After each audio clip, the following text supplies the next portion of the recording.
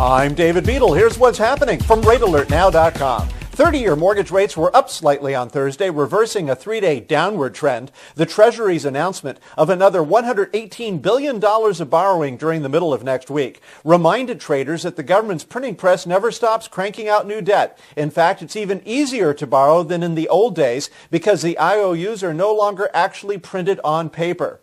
The national average 30-year fixed-rate mortgage is now at 4.75% with 2.25 points, up 1/8 of a point from Wednesday for an extra cost of $125 on a $100,000 loan. The 5% rate is at 7/8 of 1 point, also up 1/8 of a point from a day earlier.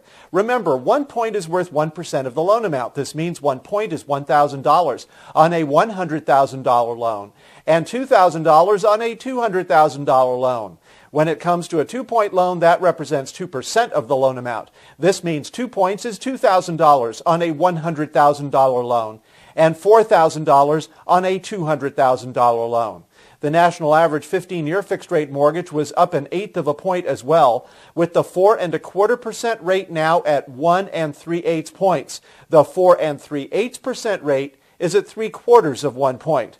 In order for you to know when to lock your floating fixed-rate mortgage, you have to have an early warning system with immediate news on changes in current rates and points before they occur throughout every business day. That's where my Rate Alert Now service becomes essential to your rate lock strategy. I'll tell you via regular email and or mobile text messaging when current rates are about to go up, and if you act quickly, you may be able to reach your local mortgage originator by phone to lock your rate before the mortgage company becomes aware of what's going on and changes its rates. The cost of my service is less than $1 a day.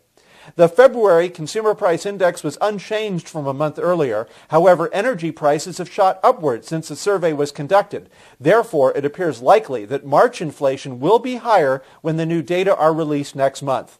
The 72-hour clock is now ticking toward a vote by the House on the health care reform package on Sunday. According to Intrade, the website, which is closely watched by Wall Street pundits, there was a 77% chance of passage as of 3 p.m. Eastern Time on Thursday. The outcome could have a significant impact on mortgage rates. That's what's happening. I'm David Beadle. For full details on my real-time mortgage rate alert service to help you beat the system, visit RateAlertNow.com and check back here on Friday morning for my next free mortgage rate update.